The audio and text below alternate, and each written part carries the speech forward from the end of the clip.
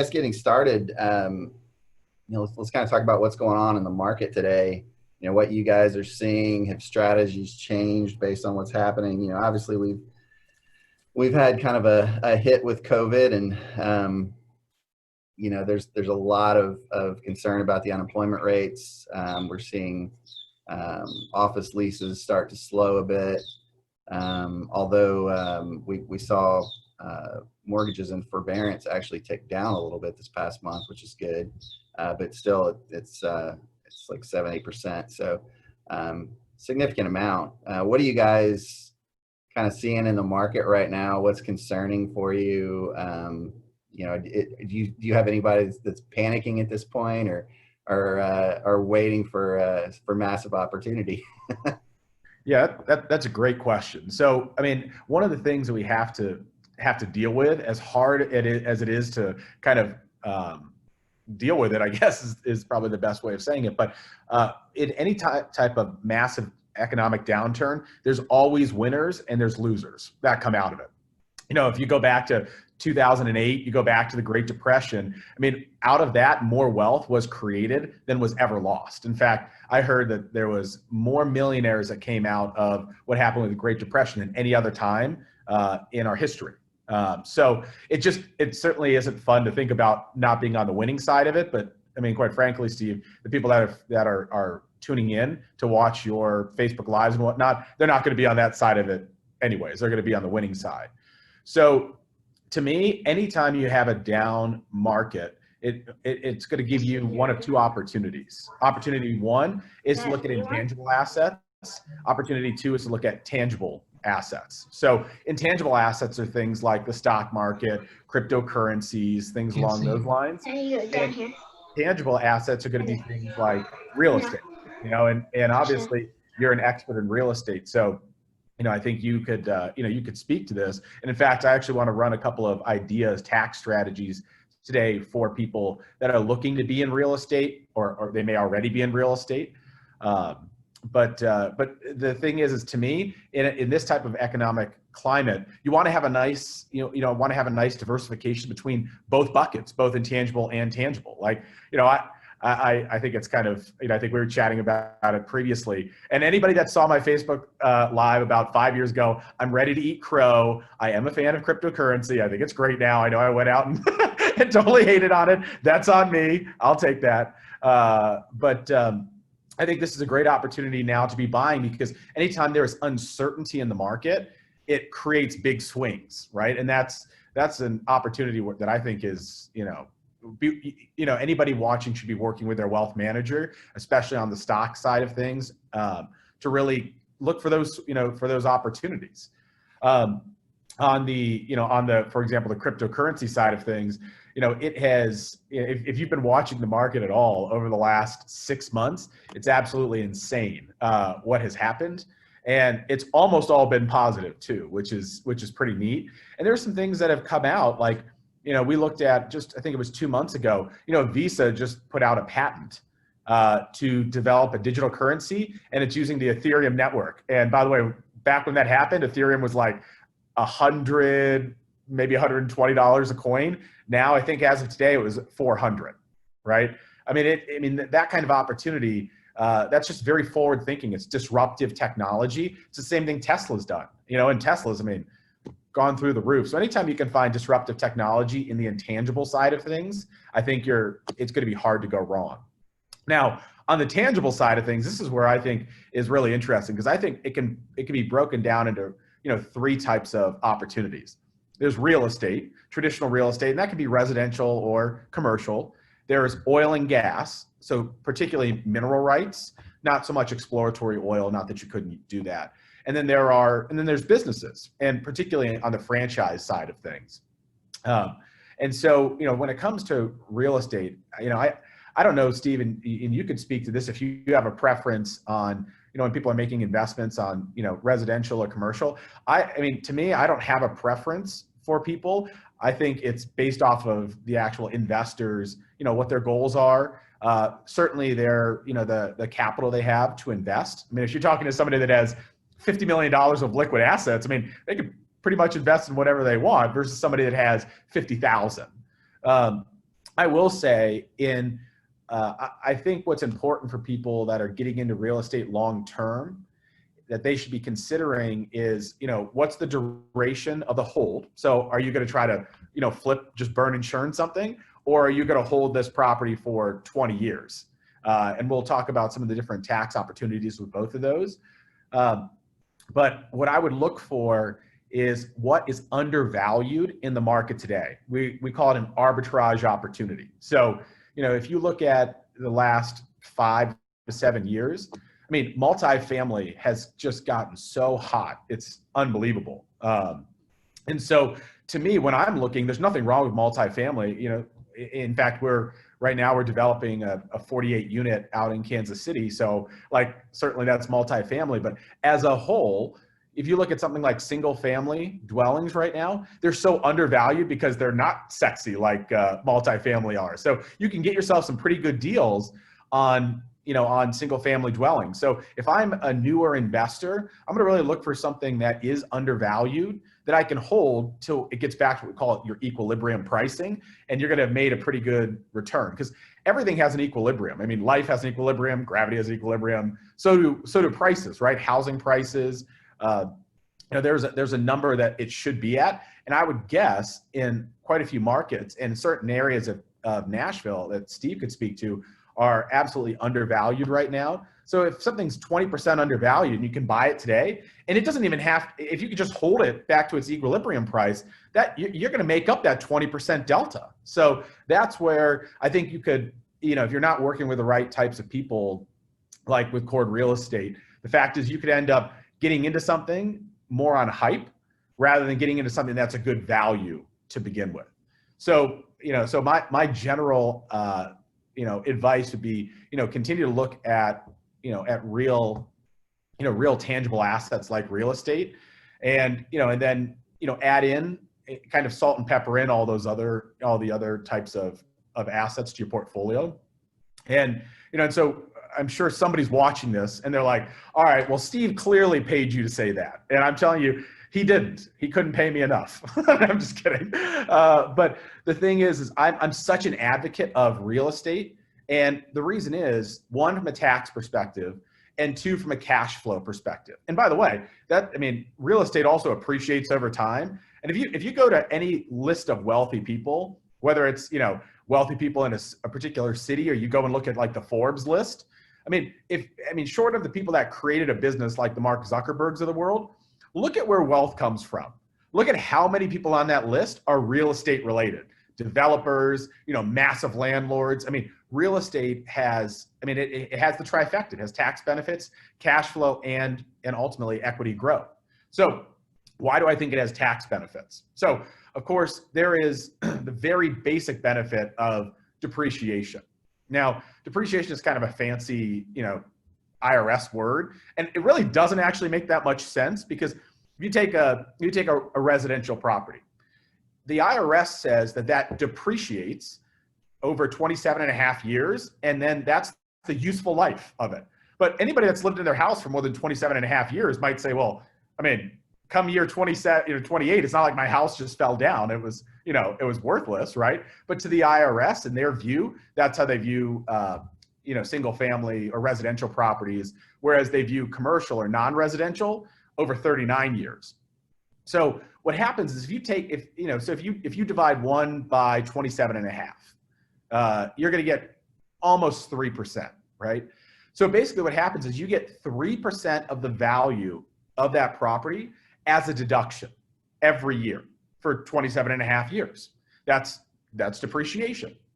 Now, on a $1 million building, again, we're just rounding, that's a $30,000 deduction. That's real money. But this is where real estate gets so good is, real estate also, within real estate, you can do something called a cost segregation study.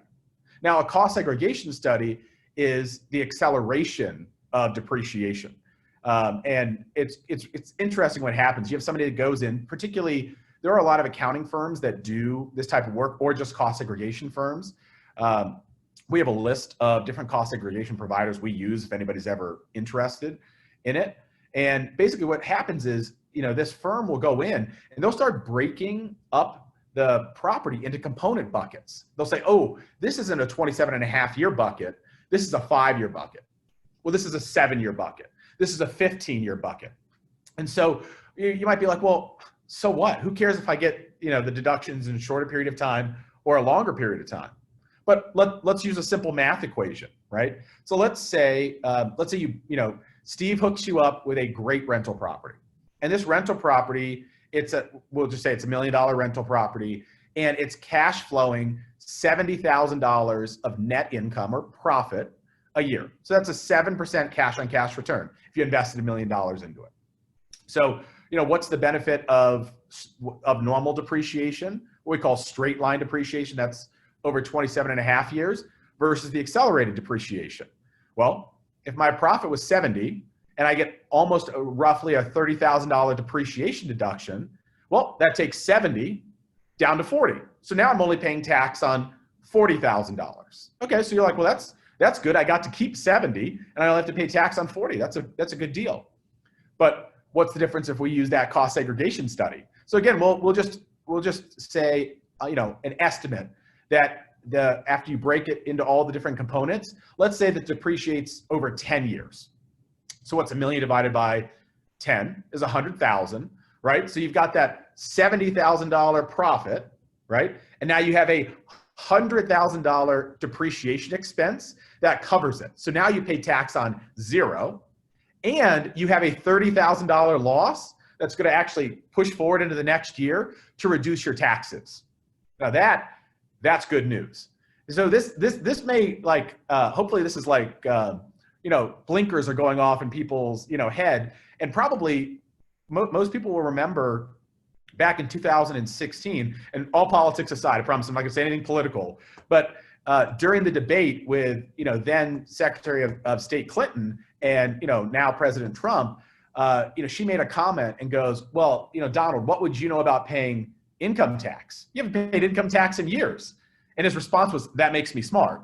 But then he went on to say, the thing is I'm using the tax laws exactly as they're written. If you don't like the tax laws, change them. Because in his opinion, and virtually every wealthy person I've ever met, they believe a better use of the dollar is back in their hands versus in Uncle Sam's hands. So, you go and do a strategy like the cost segregation study, and let's say you hold that property for 10 years. And then you go back to Steve and you go, all right, Steve, I'm out of depreciation. So what do I do? Well, Steve's likely going to tell you that, within the tax code, there is an absolutely wonderful thing called a 1031 exchange. And a 1031 exchange actually allows you to buy a new property, and assuming the property is more expensive, it needs to be at least $1 more expensive than the one you're selling, you end up not paying any capital gain on that transaction. It is a totally tax-free exchange, is actually what it's called. It's a tax-free exchange. So you go, well, that's amazing. How many times am I limited to do that? Unlimited. In fact, quite a few people, their strategy is, I'm going to do that, and I'm going to keep doing that all the way until I pass on, in the future at some point. And then my children will get a step up in basis for whatever all that property is worth on the date of my death. And that's a good strategy for, quite a few people. But there's going to be people on this call that are going to say, I love everything you said, but I don't want to be in a spot where I have to hold the property until I pass on. So if that's the case, what do you do? And this is pretty neat. So there are 3 actual ways to exit from a 1031 without continuing to do a 1031. So the first is something called a charitable remainder trust, along with a wealth preservation trust. So here's what happens. So you bought that property. It's a $1 million property. By the time you go to sell it, it's a $2 million property. And so again, if you just sell it normally, then you're going to pay tax on that capital gain, that $1 million. And at that point in time, you're going to be paying, based off our current tax rates, you're going to be paying 23.8%. That's the 20% capital gains rate plus the 3.8% net investment tax. So, you call up TBH tax, or Steve tells you to call up TBH tax, and we say, well, don't sell it yet. Instead, why don't you take that property and put it into a charitable remainder trust and then sell it. And so you might say, well, why would I do that? Well, if you put the property into the charitable remainder trust and then sell it, the charitable remainder trust is a non-taxable trust. So that $1 million of capital gain, you don't pay it. You don't have any capital gain on that. And now that property, that $2 million, is sitting in the charitable remainder trust. And what ends up happening is either for you or you and a spouse, you guys are going to get lifetime income based off either some flat dollar amount or some percentage base. And that's the whole, if you've ever seen something called a CRAT or a CRUT, if you're a tax nerd or you're in the financial industry, that's the whole difference. But basically, for the rest of your life, you're going to get paid until you pass on. And then when you pass on, whatever's left will end up going to charity. And now, when I say charity, it can go to tons of different charities. It could go to a family foundation. It could go to donor advised funds. I mean, there's all these things that can actually, where it can go. And so it's a neat way to also, pass on from a legacy perspective and help others, Now, all of that is pretty good so far, but I forgot to mention, there's also a tax deduction when you make that contribution into the charitable remainder trust. So, there's something called a remainder interest. So basically, it's this actuarial calculation where we basically say, how long are you going to live? Probably, hopefully longer, but actuarially speaking, how long are you going to live? And there's going to be a certain amount of money that's left in the charitable remainder trust. You get the present value of that remainder interest as a current tax deduction today. And it's important to note, the CARES Act that just came out a few months back based off of the coronavirus and whatnot, it increased the amount you can give to charity up to 100% of your adjusted gross income, up to 100% of what you make. Before it was 60%. So now all of a sudden you've created this opportunity where you can get a tax deduction, now. You can do something great for somebody in the future and you can get lifetime income. And this is all based off of you buying real property, that rental property that, that appreciated over time, as we talked about earlier. I mean, I just don't know how you get a much better overall solution than that. Now, somebody is going to be on the call and says, well, Randy, that's great. All of that is great, but I'm bummed out by the fact that I'm not going to have this rental property anymore for my kids to have. And like all that money is going to go to charity, which is great. Love that. But I wanted my kids to have something. Well, that's why you have the charitable remainder trust with a wealth preservation trust. And this is just an irrevocable life insurance trust. So you set up a trust, it's outside of your estate. You go and you buy a life insurance policy that goes in the trust. And then when you pass on, that money funnels in and it will end up going to your kids. That money's going to be tax-free if you do it the right way. And then they go right back to Steve and say, hey, now I've got X amount of dollars. Now let's go buy another rental property. Because nobody's going to be that attached to the actual individual rental property. It's more the idea of being able to have rental properties and have passive income. I mean, to me, the idea of wealth, true wealth, is not having, X amount of dollars in your checking account. It's not having X amount of assets on your balance sheet. To me, the real true wealth is when your passive income exceeds your spend, your monthly burn rate as an individual or as a family. So if you need $15,000 to live your life, and you've got $20,000 coming in from rental properties and other passive income sources, you're wealthy to me. I don't care what your balance sheet says. Whereas you could have a $10 million balance sheet, but if you've got $0 of income coming in outside of what you have to go and work for every day, you've got your high asset, but you're not wealthy, because if you stop working, that means you have to start liquidating those assets to try to maintain your lifestyle. And that gets scary. That leads to fire sales. And we've all seen it. We've all heard of it, where somebody had to get money, they had to create liquidity, and they had this this $1 million asset that they sold for 600,000 or whatever the number is, because that was their only choice. I mean, fire sales will just eviscerate somebody's wealth like that. So let's say for whatever reason, you're anti-charity. So you're not going to do the charitable remainder trust, you're anti-charity, which I've never met somebody that is. But let's say you just don't want to do it. So there's another opportunity called a 721 election. So basically, this is going to get a little tax nerdy, but basically you can contribute your property into a REIT, a real estate investment trust, for operating an operating partnership interest in the real estate investment trust. And so that will, of course, pay you out distributions because you're part owner, since you have partnership interests, or virtually any REIT will allow you to exchange partnership interests for shares in the REIT. And then your money is, again, back to being very liquid. So if you wanted money to sit there for 6 months or a year while you're trying to find the right properties, or you're trying to do something along those lines, it's a great alternative. And you're not going to pay tax on that transaction. You will pay tax, of course, when you receive income. You're always going to pay tax when you receive the income, but it gives you another way to exit one piece of real estate, go into another piece of real estate, and have liquidity while you're trying to find maybe something that's going to be just owned by you. And the last way to exit real estate, although it's not my favorite, my very favorite is the charitable remainder trust with the wealth preservation trust. I think the 721 is great.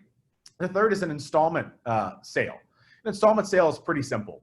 So you're basically selling that property for $2 million, and you have a buyer, and the buyer goes, I love the property. I can't outlay the amount of capital to buy it today. So you might agree, okay, well, I'll sell it to you over 10 years. So $200,000 a year for 10 years, plus I'm going to charge you interest because, in theory, I'm carrying the note. And so I'm going to charge you interest, and it's going to be an above market rate of interest, or above market rate compared to what you could get from a bank, but it's better than no property. So you might be selling it over 10 years and charging 6% a year on that, on that note. There's nothing wrong with an installment agreement or an installment sale. It's just that it's a long duration for you to get your money, and you always want to get your money sooner versus later. In fact, if somebody offers you $100 today, or $100, in 365 days from now, you should always take the money today, because you could be investing that money and making something on that over that period of time. That's called the time value of money. So those would be 3 ways, excellent ways to, ultimately exit your real estate without doing 1031 exchanges. That was a really long answer. That was a really long answer, wasn't it? Yeah, we can be done with the call now. Thanks, Randy. Good. Just to add on to him, Steve, real quickly, and we can move on to the next question, is, in economics, we always see ripple effects to what's happening in the world. And a lot of what Randy has spoken on, people always give the expression, I can't do it right now because times are so uncertain. Randy and I, we've got a few guys right now who did that cost segregation study literally a month after COVID really started shutting everything down, and we saved them 6 figures in taxes. And so giving the excuse of times are so uncertain right now, you shouldn't really have that in your head, because we're doing it every day and it's working. So that's another thing that I would add, is be opportunistic really during this time, because there is a lot of opportunity still, and it's going to keep coming. Just make sure that you're in a position to take advantage of the change rather than having to be pressured by it. Yeah. I mean, to Brock's point, the thing is like that, back to what we were talking about at the beginning, there are winners and losers that will come out of this. Again, not losers in a pejorative sense, but people that will make more money and people that will lose more money. There are going to be people that are in a position where they have to liquidate real estate that they own. Again, a fire sale, right? They got to get capital. They have to get money. And if somebody has to sell a property, they're not going to get market value for it. So this is where, working with Steve and his team gives you an opportunity to just go out and find those undervalued assets. Find them, buy them, hold them, even until they get to equilibrium, and then sell it. 1031 it, do your CRT with the wealth replacement trust, whatever you want to do, but get in now, because as the market starts to normalize and it gets back to its equilibrium, you won't find the same deals. And right now, there's just a plethora of great deals out there in the real estate space. Real quick, just to reiterate, if you're watching us on Facebook Live, if you have any questions along the way, feel free to post a comment. I'm trying to keep an eye on those best I can. Couple things I wanted to bring up. You know, a lot of mom and pop investors, a lot of unintentional landlords that got stuck with a house, really probably haven't heard of any of this. You don't hear accountants typically talking about cost segregation and all these options. You just don't. It's the sad thing is I've run into a lot of people that didn't even know they were supposed to take the depreciation expense. Now I've heard if you don't take the depreciation expense, the government assumes that you took the depreciation expense. If you sell it and you have to pay a recapture tax, maybe you can touch on that. And then on the installment sale you were talking about, if a payment is missed, there's a foreclosure option where you can get the property back. Maybe talk about how that affects things. And just so people are aware, sometimes there's confusion around 1031s and how those work. You can move from, you know, residential to commercial, vice versa, one property to three properties to one property. It's a giant monopoly game is what it is. So maybe touch on those items if you would. Yeah, I would say, you know, I mean, first to the installment sale. Yeah, I mean, if somebody all of a sudden starts missing payments, here's the good and the bad, right? So in theory, you're going to collateralize your deal with the property. But depending on how you write your note, it's not as simple as it seems. It's like, I've heard people say, oh, well, this is the best of all worlds, because what if somebody makes 9 years of payments and then they default? I got $900,000 or $1.8 million in our example, and then I kept my property.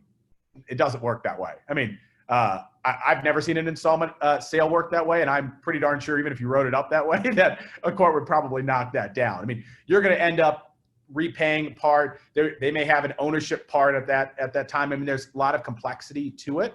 So again, you know, installment sales, I think, are generally best utilized when it's family or friends or people that are, you know, that you know well, and probably going to be involved in your life in, you know, sort of indefinitely, because it makes that a little cleaner. Versus having a complete stranger do it, and now you're trying to track them down. You're spending lots of money in legal fees. No offense for any attorneys on, but, you know, I mean, that may not optimize your return when it's all said and done.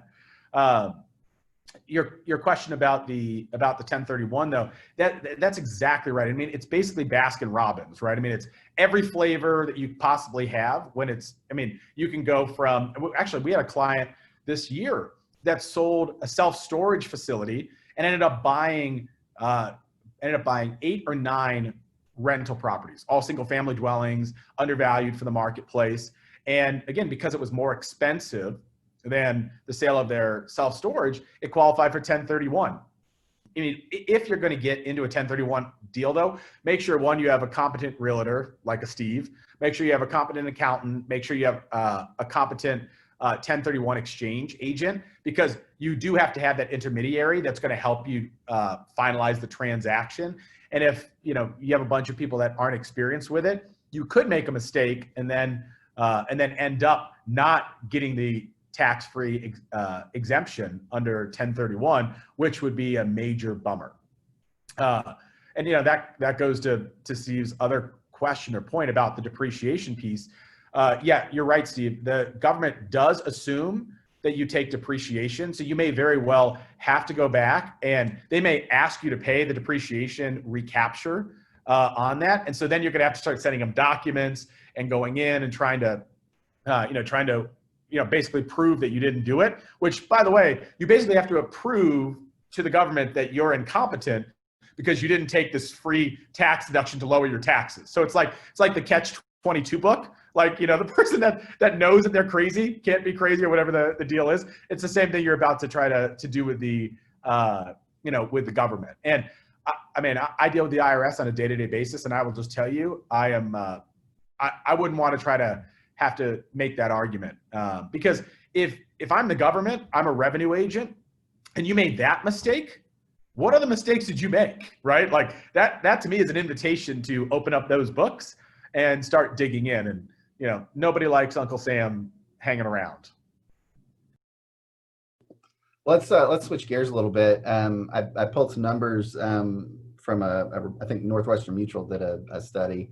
15% of Americans have zero retirement savings. 17% have less than 75,000, or between $1 and 7. So in addition to the 15, another 17 has less than 75,000. And of those that saved, only 10% are confident they have enough. I think sometimes there's a disconnect between realizing you need to do something and actually taking steps to do it. Brock, maybe you can kind of touch on this. What if you were just getting started? What would you do today? I think the stock market, people are a little leery. I mean, obviously that's being propped up right now by the Fed printing money like there's no tomorrow. So, you know, where do you invest? Do you put money in stocks? Do you put money in precious metals, gold and silver? Do you look at Bitcoin? Like, if you're just starting out, what's the recommendation? What do you do?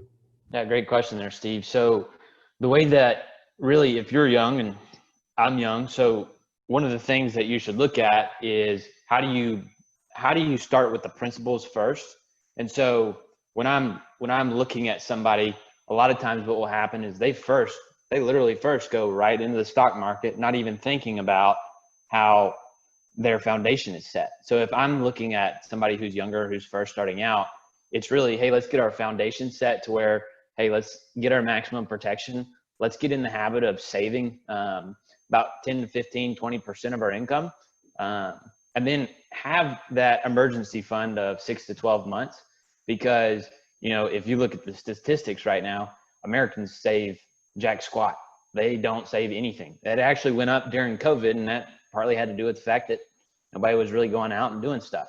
But really, if you're just starting out, it's really go back to the basics, figure your habits out, get them started. And then once you have your foundation set, then go into getting your money moving and really velocitizing all your dollars.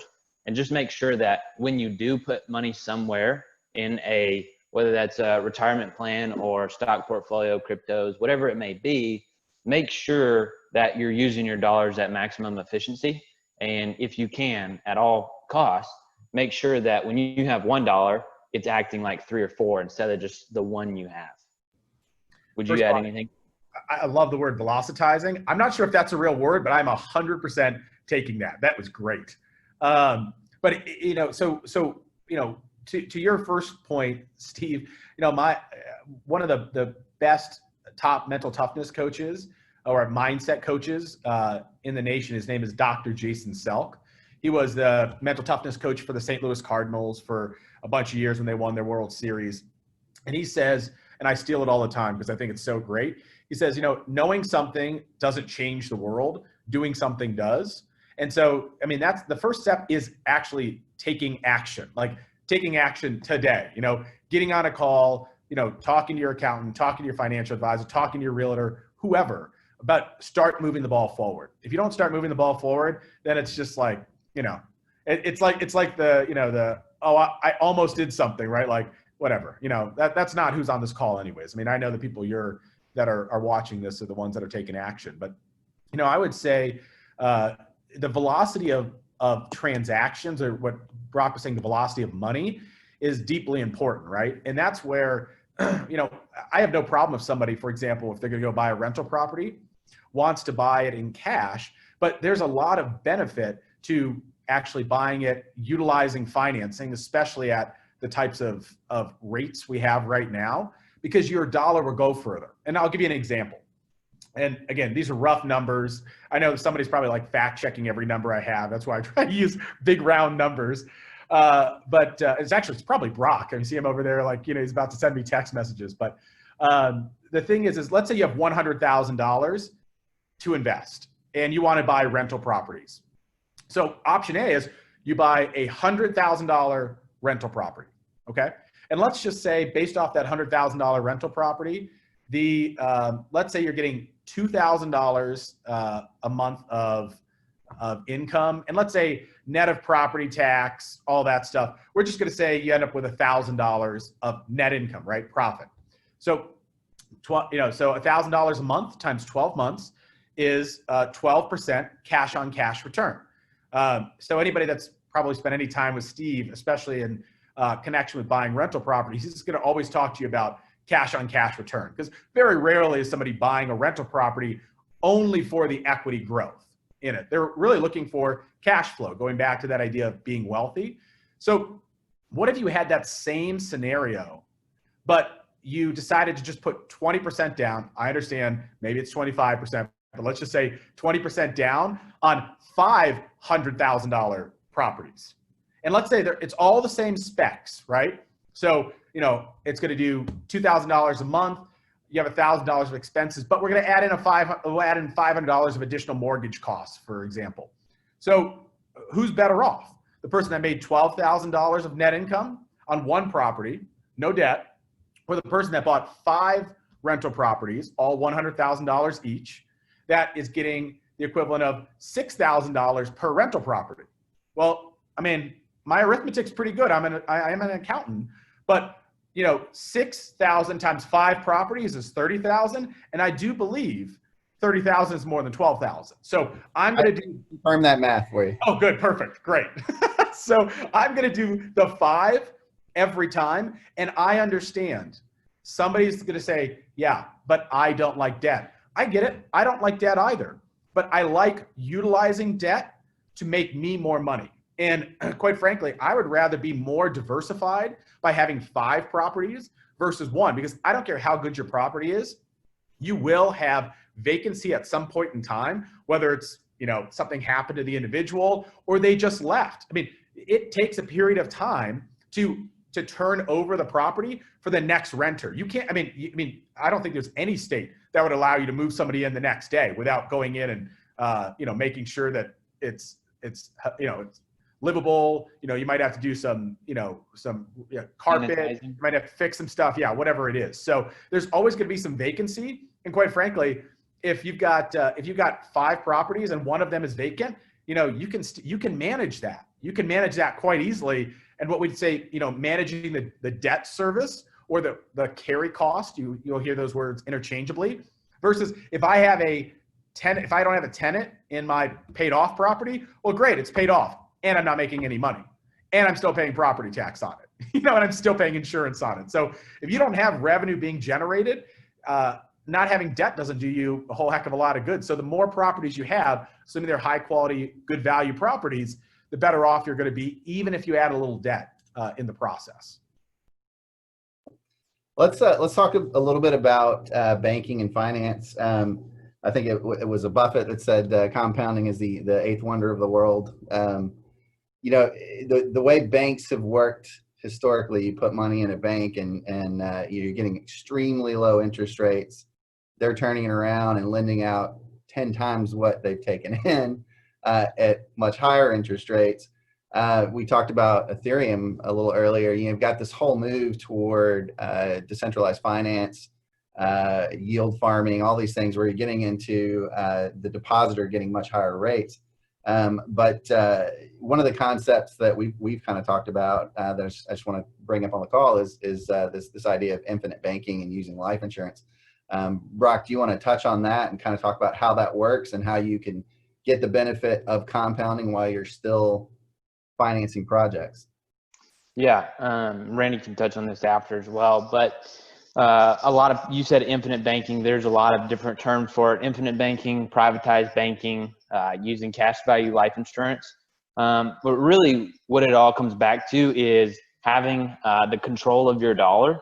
A lot of people speak on this when they're talking about when they buy a property or a business with no money down, or you have an infinite rate of return.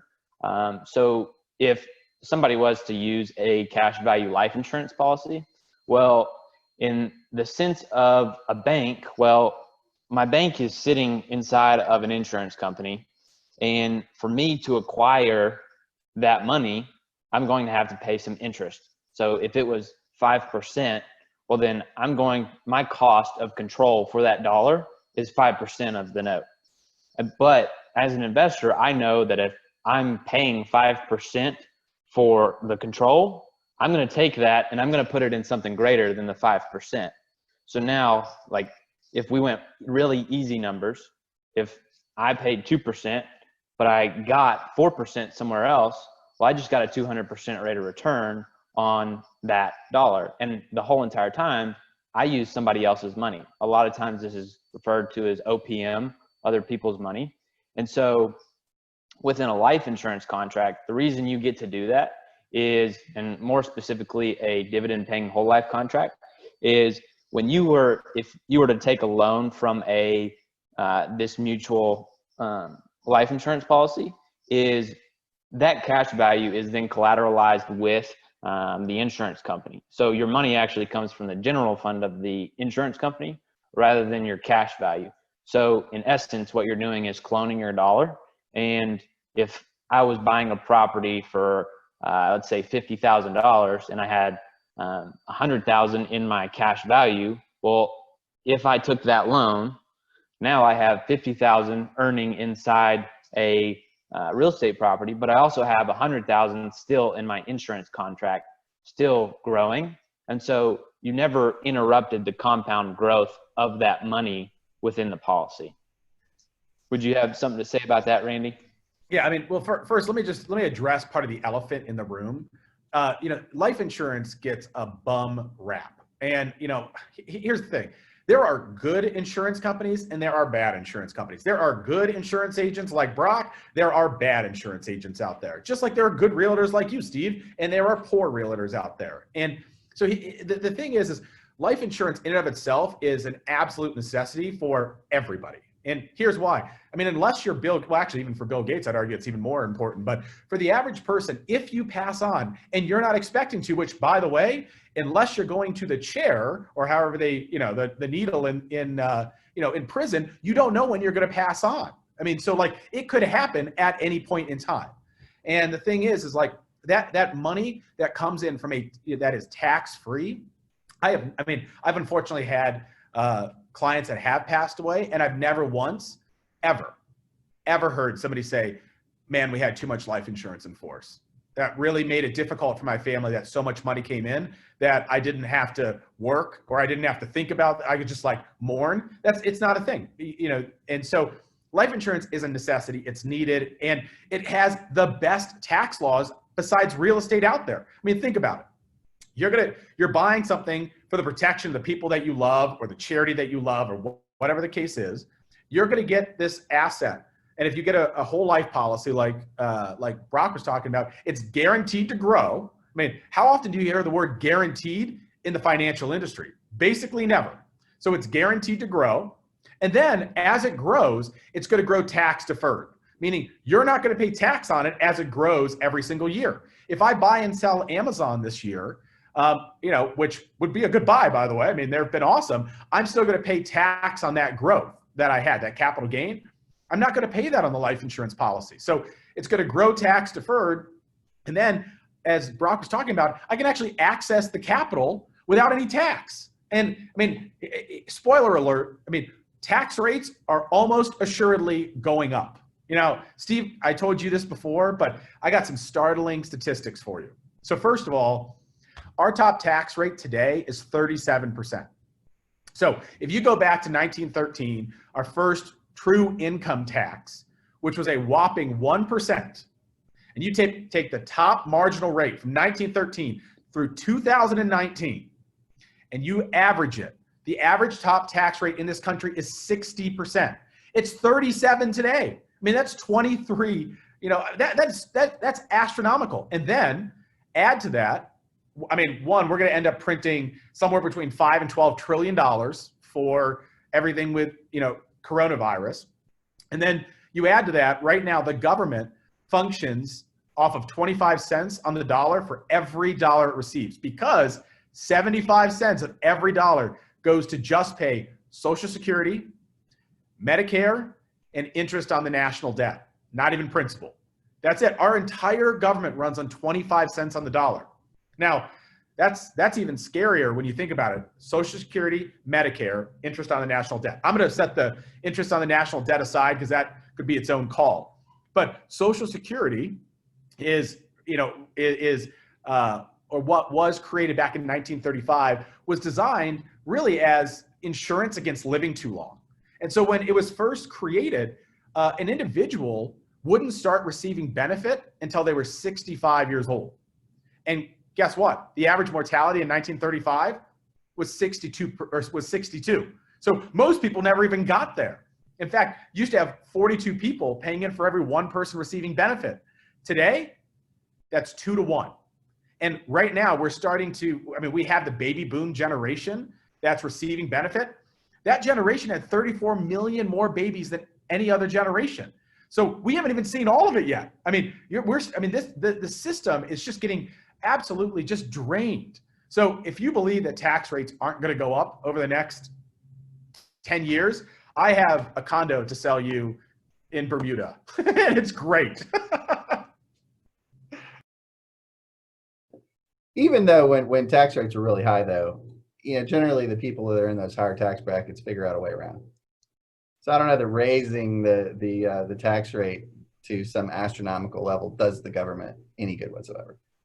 Well, your point's a good one, because as long as there are, quite frankly, firms like mine and people like all of this, they won't. That's our goal. I truly believe that every American should pay their fair share, but not $1 more than they legally have to. The government is not the charity I would choose. That's for sure. Randy and Steve, one of the best things I feel like I ever say is our patriotism is not measured by the taxes we pay. Always keep in mind what Caesar's is Caesar's, but you shouldn't pay a penny more.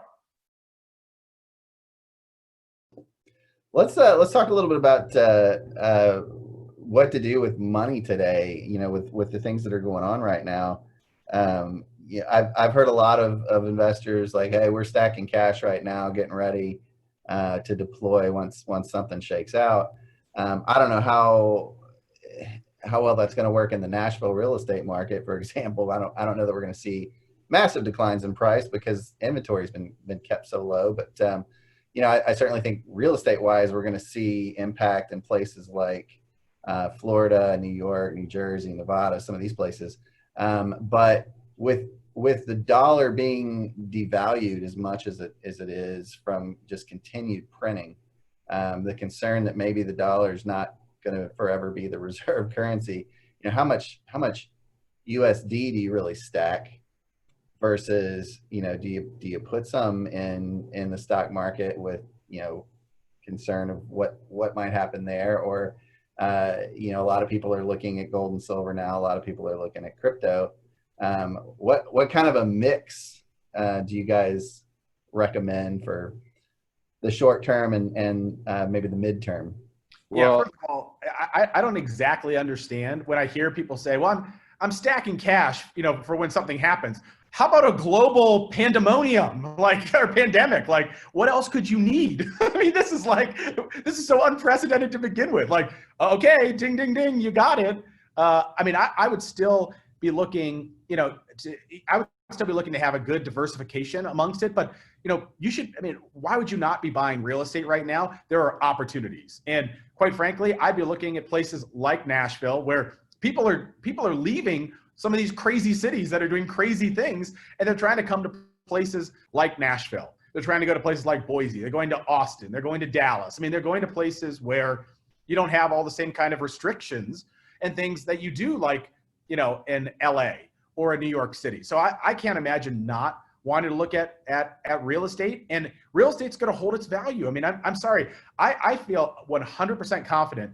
If you show me a $500,000 property, near Broadway, I'd be willing to bet any amount of money in 5 years from now, it's not worth less. I'd be willing to bet any amount of money in 10 years from now, Steve, it's not worth less. Now, again, I would absolutely still be looking at things like cryptocurrency. I think crypto is excellent. I think there's a lot of great opportunities. There are a lot of really undervalued stocks. I was just talking to my wealth manager the other day, and we were going through, and it's amazing when you look at historical prices where some of these assets are sitting. So it's not going to take a genius to make money through this pandemic. What it's going to take is somebody that's willing to get into action today, right?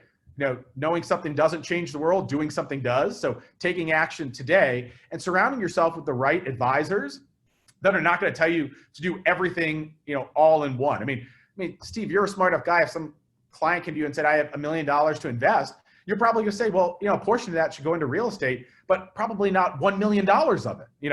Have you talked to Brock? Do you have a great life insurance policy? Do you have a nice crypto account? Do you have a good wealth manager? I mean, that's what a trusted advisor should be doing to begin with. I don't care if you're an accountant, insurance, realtor, wealth manager. You should be making sure that somebody is set up across the board in all of the buckets, not just one bucket. I would add to that, Steve, when we look at our dollars, it kind of goes back to the velocity of money, because it's a whole lot harder to hit a moving target. And when we are constantly moving our dollars, a lot of people refer to real estate, rental real estate, as inflation protection, because you're always continuing to move money. And so you've always got to be able to have your dollars moving across assets. You want to be diversified across assets. And you mentioned earlier, a lot of people here in Nashville, you talk to them, they're storing up a bunch of cash. What the problem we see a lot of times there is, we'll have investors who have $700,000, $800,000 sitting in a bank account, and they might put it in a money market account and totally forget the fact that it's not creditor protected. You can lose your principal. It's taxable on the gains. You have all these risks to it. And a lot of people are starting to turn their heads a little bit and saying, you know what, there's probably somewhere else that I could put my money that's a little bit better. And here in Tennessee, since we're tax favored and asset favored, we're also life insurance favored. And the fact that, if you have these really large cash reserves, we're seeing a lot of people start moving their money inside of these life insurance policies. One, with the protection of death, you've got disability protection, long-term care protection, but in the cash value part, you're also guaranteed that growth with the tax-free accumulation and the distribution. And if your house here in Tennessee, you also have that creditor protection. So you're going to get the whole gambit when you start trying to put your money in places that one's constantly moving. You've got your money velocitizing, and you also have your dollars doing more than one job at a time.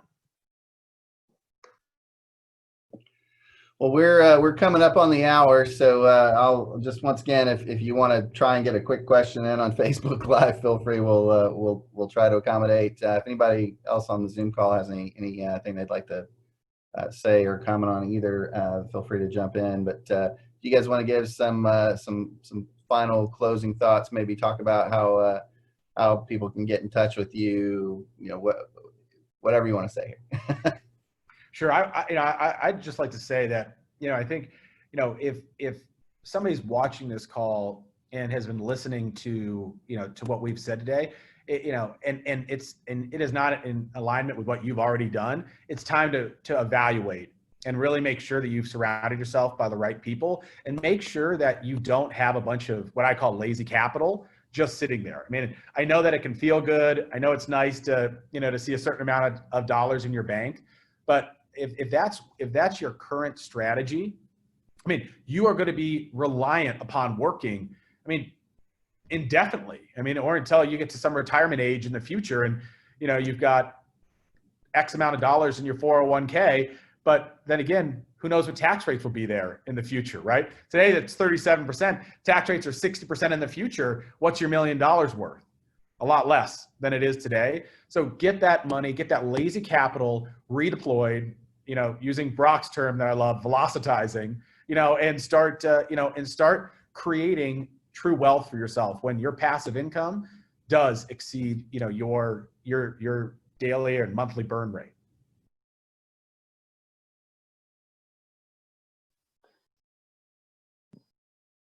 I would just add to that, if you do, if you're in that position like Randy talked about, to where it's time to reevaluate, you want to get in touch with me and Randy, feel free to either connect with me on LinkedIn. That's probably the quickest and easiest way, or you can shoot me an email and I'll attach Randy to it. You can find me at Brock Fortner at stonecenturyfinancial.com, and then we'll get you squared away and see what we can do. And with that, I'll just say I'm Steve Luther again with Chord Real Estate. If you have any real estate questions for me, obviously I can get you in touch with these guys too.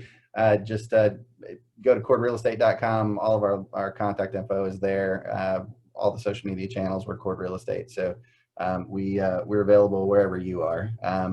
Guys, just wanted to thank you again for joining me today. I think one of the biggest issues in America, unfortunately, is people don't really have good financial education. And so hopefully they found this call helpful, and they'll take this as an opportunity to dig in and learn more. Again, just thanks for joining us, and we will see you later. Thanks. Thanks. Thank you, Steve.